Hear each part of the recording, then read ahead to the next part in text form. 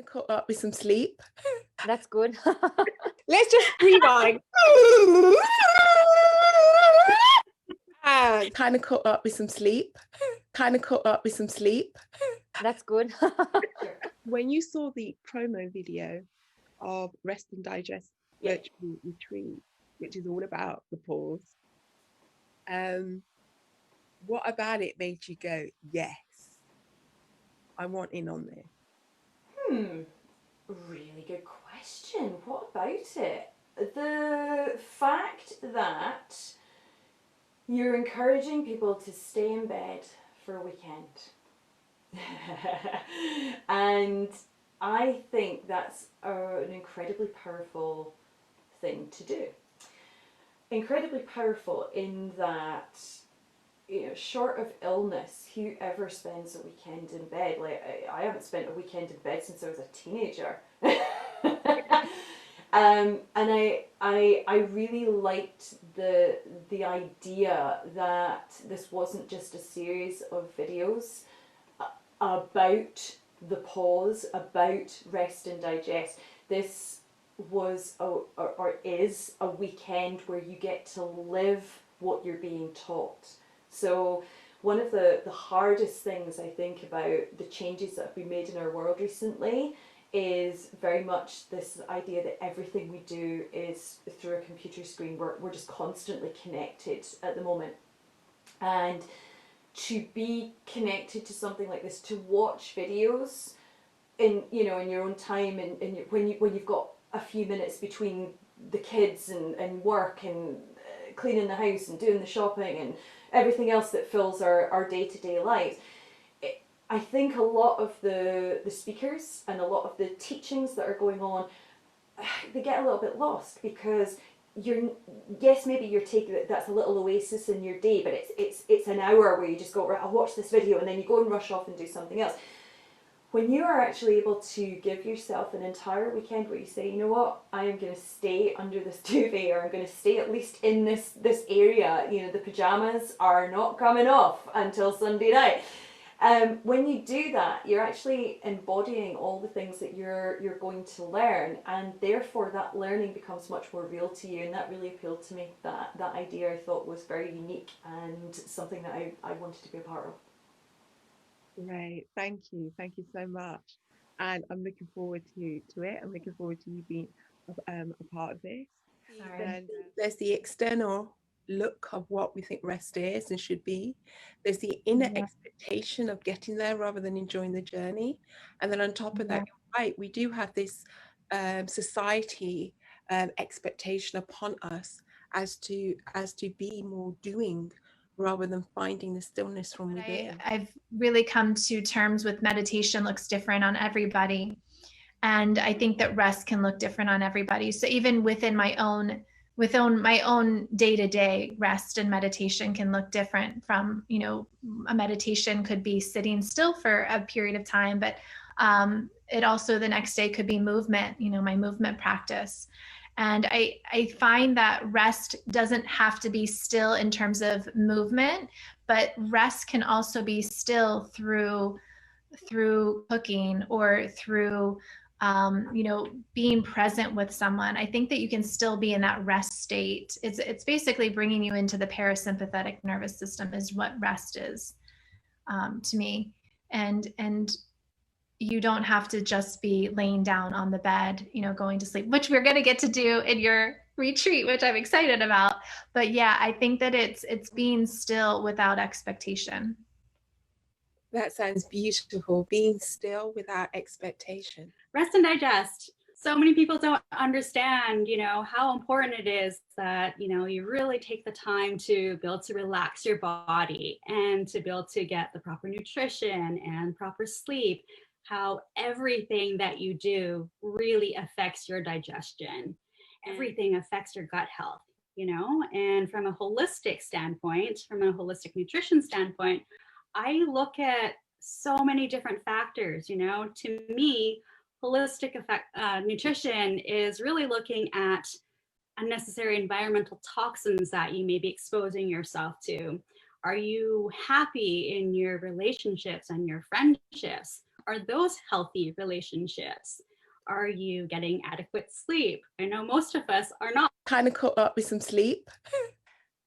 Not having enough sleep is a contributing factor to weight gain.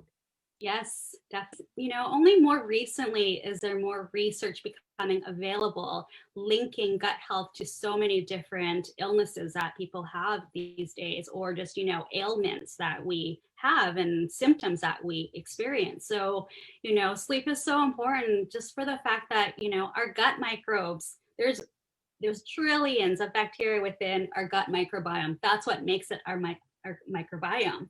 But when we sleep, our gut bacteria like to sleep too, so they need to rest as well, you know, and they become overtired. Exactly.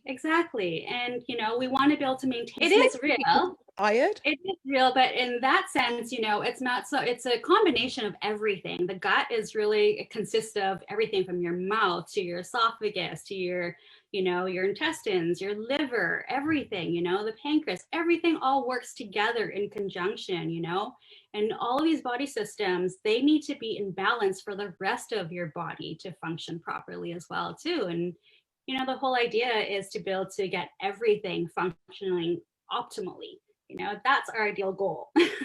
Yeah, that would be wonderful. That's what we do strive for. That's what we want. So the more you chew your food, the more help you're giving your whole digestive system, you know, in terms of breaking down and absorbing the foods too. And, you know, when you're sitting still, yeah, it's less work for your stomach. Exactly.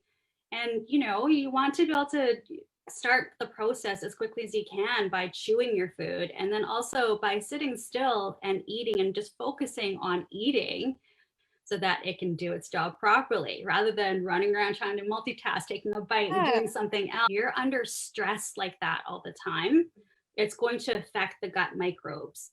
It's going to create an imbalance within your system because of the stress that you're putting on it. But when you don't allow yourself to sit still and enjoy that moment of eating and just that stillness to be able to focus and savor that food, you're taking away energy from that. So over time, you create that imbalance. It's adding more stress to your system. Have that time to sit down together and enjoy that moment together. So it's a family activity almost, you know? Your health is your wealth. You say it with me. Your health is your wealth. Health is your wealth, absolutely. And it's a bedside retreat, so make sure that you're in your pajamas. But the root of chocolate is cacao. Well, it connects you to everything. It is a heart-opening medicine, cacao. And one of the things that it does do is it increases blood flow, circulation by up to 40%. So you're getting way more blood being pumped through the heart, you see. So you do feel an expansion in your heart anyway, naturally and physically. Yeah. But then on an emotional level, it's great for mental health, cacao. It's a natural medicine for mental health, but it taps into your emotions as well. It's like a mood stabilizer. Yeah, it's an incredible medicine. Social. Some of the medicines you journey on your own, but with cacao, if you think about all of the feel-good chemicals that are in there, it's packed full of nutrition. It's a superfood, so it's got lots of minerals that are important to us, you know, and like the trace metals and lots of good minerals. Nice. So how do you incorporate your breath work with the cacao work that you do? I feel that the two will go together so well because with the breath work, obviously you can purge with cacao and you can have a release, energy blockages, energy moves in the body with cacao.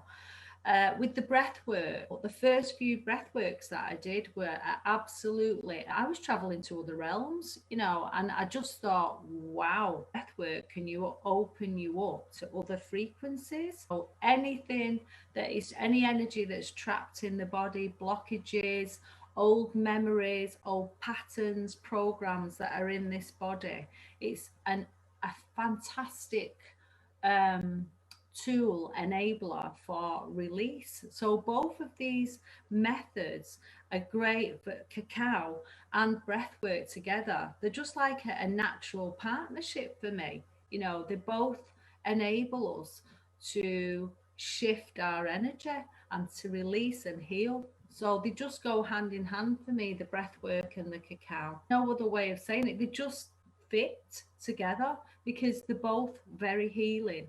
And cacao is she's very gentle and nurturing. But I've always felt when I go to my sessions, I feel really held, because you have a facilitator and they both open you up incredibly.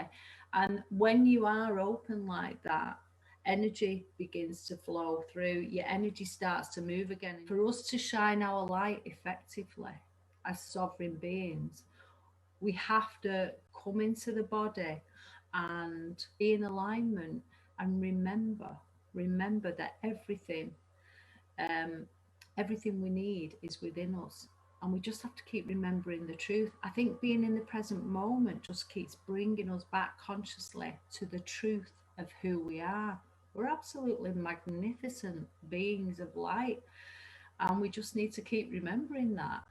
We are the observers. Everything that's going on around us, everything. Like, sit and be present and know who we are. There's a peace. Once we get into that present moment and we have that knowing inside of us, there's a peace that descends with all of it, because it's all part of us. We are it. We are everything that's going on. We're part of this one energy, this one collective consciousness. In the essence of that, going back to, I don't know however long, but have you ever had challenges with being still, with that expectation? Oh, yeah. Yeah, I mean, as I said, meditation, coming from a yoga background for probably 20 something years. Yeah, before that, in my previous life, was dance. And so I've always been very much a mover. And, my mom even said that I was dancing before I was walking, because I was in the Jolly Jumper, kind of moving around before my feet could actually walk on the ground.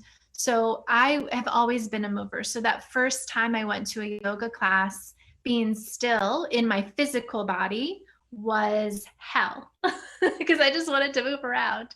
And then it was that stillness of the mind, right? And so, because what I had always found was that there was stillness within the mind through movement. So it was very challenging for a long period of time. And I think that I still work through it. I still have challenges. It's not something that I now, here I am teaching, yoga for now 15 plus years, and I've got it, check that off the list, right? We still are working through those challenges, and they might be different challenges than what they were 15, 20 years ago, but they're just new challenges. So I think the no expectation has come more recently of, okay, well, this is what it looks like today. All right, let's roll with it. Before I didn't have that. I had expectations of what I was supposed to look like, or what my teachers look like, or what, the Buddha looks like.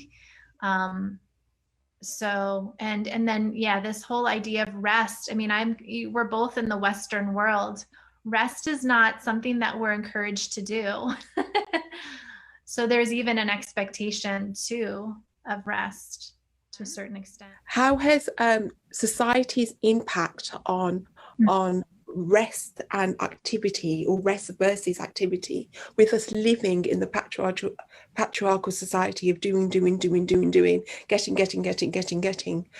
regardless of being a yoga teacher, being the creator of the movement that you do teach now, although you're in that world and you're trying to live it, embody and teach others, nonetheless society's impact upon you, do you feel that it has an impact upon you, and how does that affect your sleep, your sleeping habits, your sleeping patterns?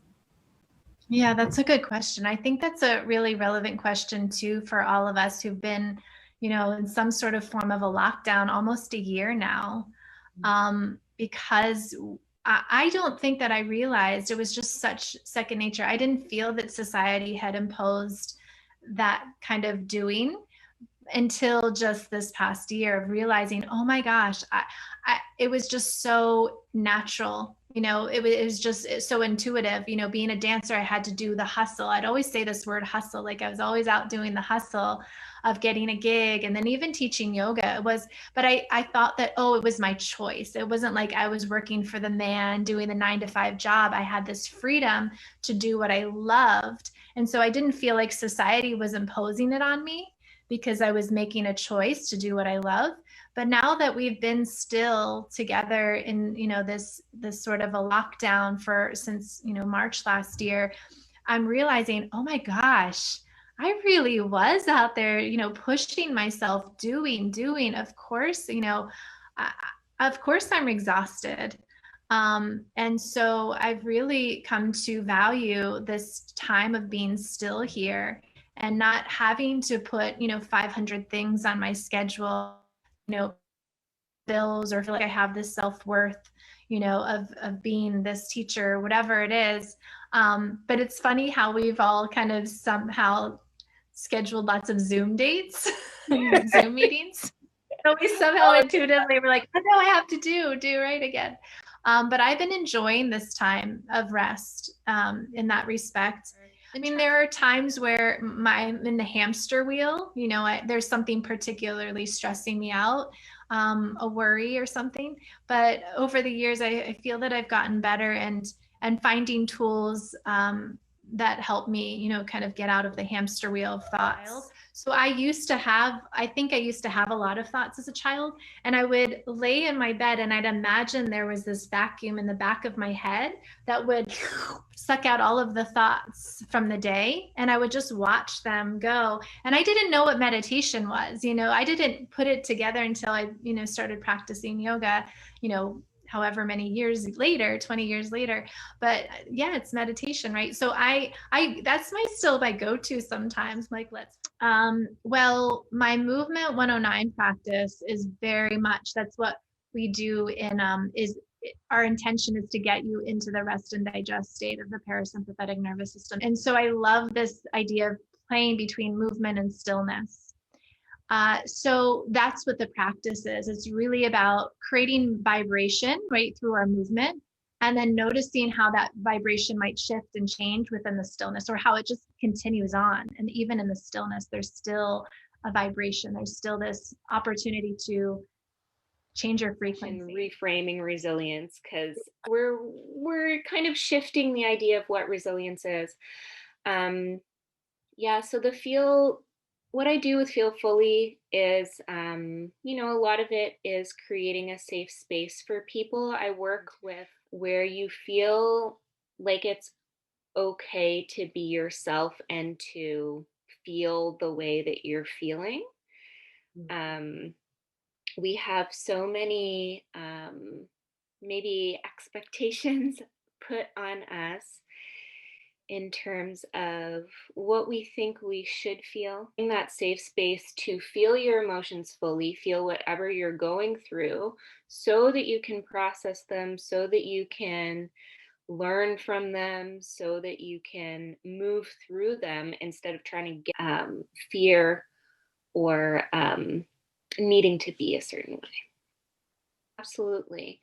And I like that you mentioned that, because you can, when you get comfortable with your own emotions, you can see them as resources, right? You can see your fear as a resource that is helping you instead of hindering you. You can see your anger as a resource as well, and your sadness, and then you feel like supported, like I've got all of these tools and resources now, and so I can use these in whatever situation comes up. And it's, that it's like, it's not only that the situations, the difficult situations that we were in, or the traumas that we experienced, now we'll know better the next time. It's that there's so much inner learning that happens during trauma, and during even just not traumatic but difficult experiences, where you learn about yourself, and you learn about what you're capable of, and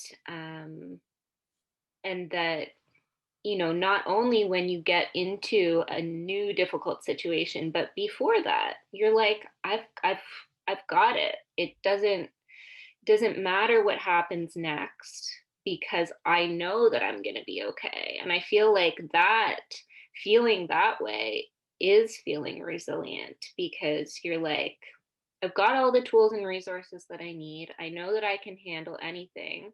And therefore, I don't need to live in like fear or anxiety of what's going to happen in the future anymore. Getting to the other side of a really difficult experience is very powerful to build resilience, but I think that you can build resilience like without those traumatic experiences as well, just by doing kind of the inner work of delving inwards and just being mindful of the onions and the layers of one's character and personality, and that checking in being daily or monthly or yearly. That's, yeah. So for me, I really like that phrase, acceptance isn't approval. That in order to accept the present moment, you just need to not be in resistance to it, whatever it is. That inner wisdom that comes out of our own experience of life. And a long time ago, I've actually learned that, you know, all the failures, all the mistakes, or everything that we see in a negative way is actually our biggest gift. And it took me a very, very long time to get to that point. And I'm very honest, I still struggle to stay on that track every day consistently. I still have moments where, as everybody else, because this is life, you know, it's full of up and downs, but it still takes me a little bit of time sometime to just get out of the fear, get out of the judgment, get out of the self-doubt, get out of feeling unworthy and not good enough, and just, you know, go back to my heart and allowing myself to respect who I am, allowing myself to stop judging myself so much, stop beating myself up that badly for the things that I haven't been able to do and the things that I haven't been able to achieve, and playing the comparing game with others, you know, always looking at whoever has and does and express in a way that I would love to be, and say, oh, instead of saying, oh, you know, like, oh, damn, I really, you know, I should have been there already. But no, just I'm learning to take that as an example of where I can go and help me to grow and evolve every day more. Desire to do in my life, right? Give back and share with others what has happened to me that can potentially help you. I'm going to give you an example. So I'm going to call out some themes. Yeah. Mm-hmm. And oh wow, is it a test? No, not a test. It's an example. Well, mm-hmm. First, tap in. How many people have that disconnection between body and mind? So 1, you tap in. 2, you bravely share. 3, you speak honestly, rawly, and authentically. So I wanted to show people, you know, how you do that. So the theme is, I want to time it. The theme is, let me get my clock. Okay, start. The theme is digestion. I like this topic.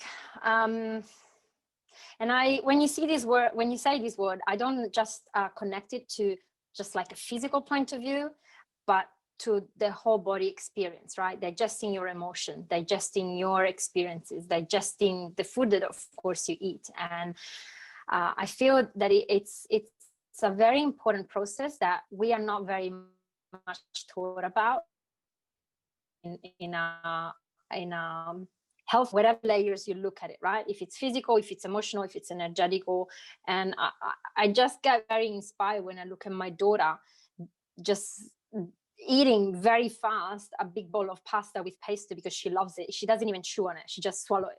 And I just spend like half of my evening saying to her, please eat slowly and chew it properly and just allow your body. And I try to help her in describing the whole process that happens to the mouth pasta with pesto, which is so good and juicy, right? And to try to let her help her way body, and of course use that to live and be healthy. And it's so tough, man.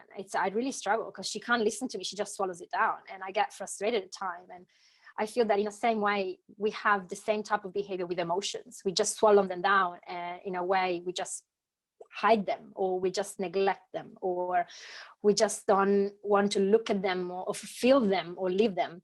And they just sit there somewhere, and they just turn into something that becomes a bit more complicated than what it would have been at the beginning, right? As with that mouthful of pasta, if you would have chewed that slowly and with love and care, your body receives the same thing is with your experience, everything that you do. It's amazing. No, you did that in 2 minutes and 20 seconds.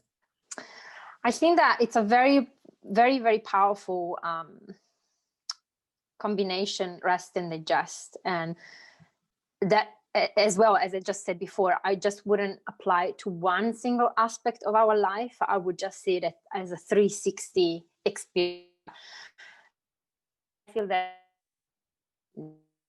need that. We are actually starving of it, probably, and we don't even realize that, because we don't allow ourselves to rest in a proper way, either because, you know, external situation or our internal world, it's, you know, compromised or messed up with stress and anxiety and challenges, and so if we don't actually rest and digest, like physically, emotionally, and on every other levels that we experience life. I used to be the type of person that it's a very much of a night owl. I used to, you know, like to study and work late at night, and then have messed up sleep, and then having very late mornings and being completely foggy and out of rhythm, and then just struggling to get out of that pattern.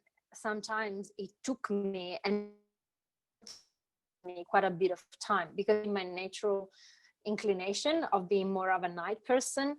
But I can see that if I commit myself to having a proper rhythm, more with like the nature one, you know, waking up earlier and going to sleep early and trying to have a more established routine, I work so much better, you know. And so there is this inner conflict of trying to bring ourselves to the healthiest side of the scale in terms of allowing ourselves to sleep in a good way and having a good balance and rhythm in terms of habits and approach to our daily life, and also eating and digesting food, but also processing and digesting experiences and emotions. So I think it's something that, as I said, we are not taught about, and so it's like our inner journey, and sometimes we get lost, and sometimes we might need help.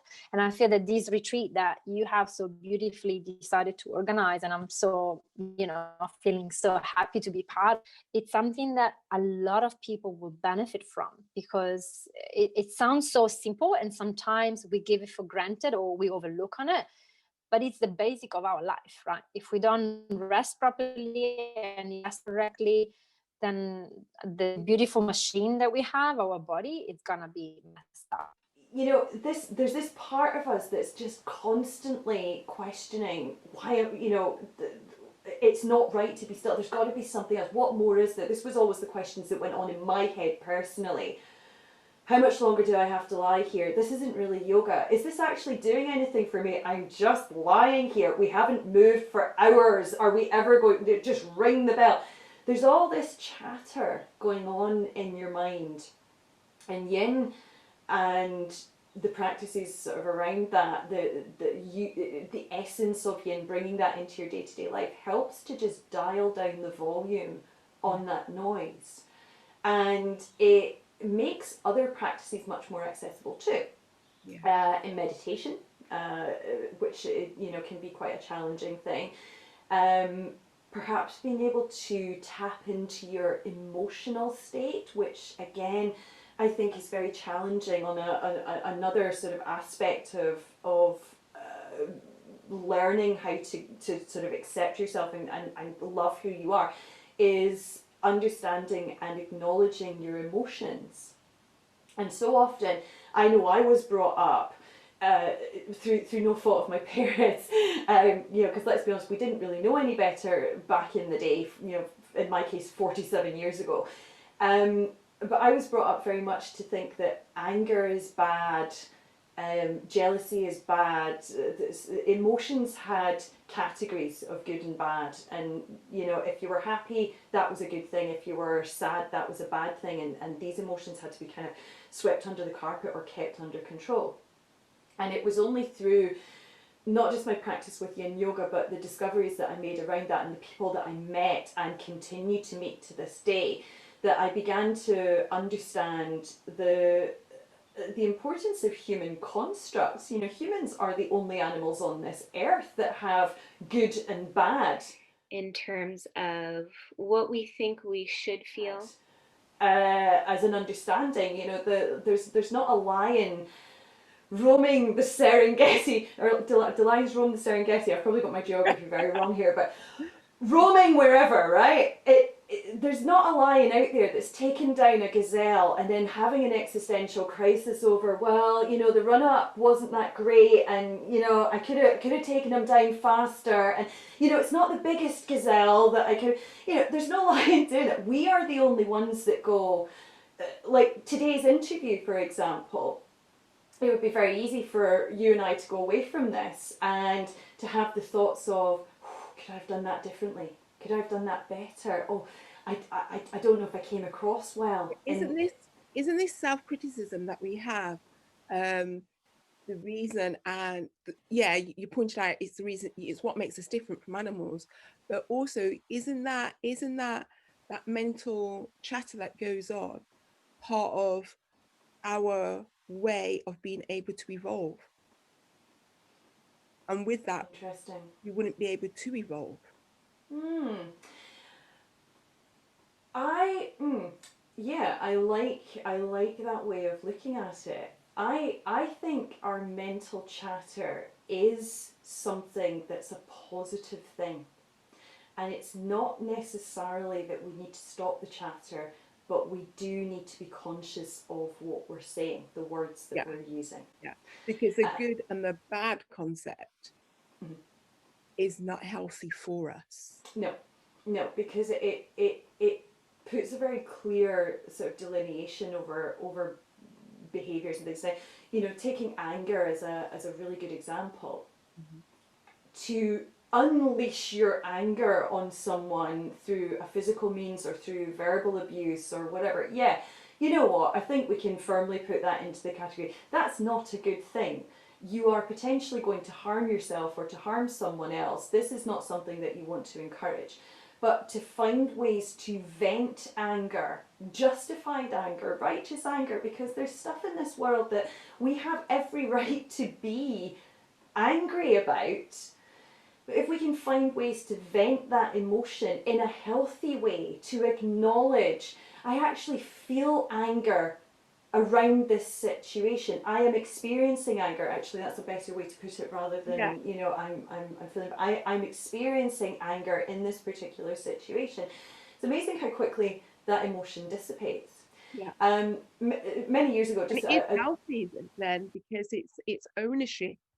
And then the fire of anger can be, instead of using to hurt another, it's used to change a situation. Correct. Exactly. That's causing the anger, because it's not the person that's ignited it. It looks like them, but whatever it is that you're arguing about is a thing. It's not necessarily a human. Yeah. And then you use that energy, that fire, to reconstruct that.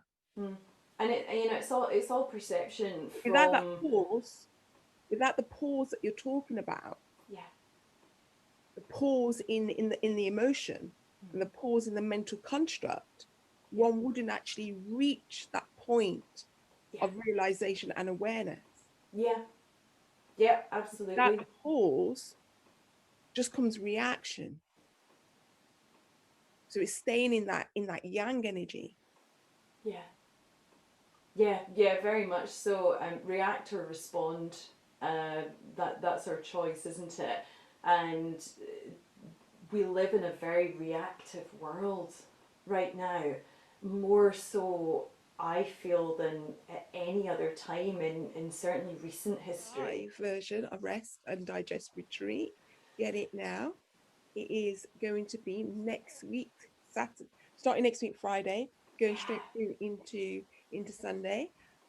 So yeah, pajamas, onesies, bring it all and enjoy your yoga classes with us, with Lorna.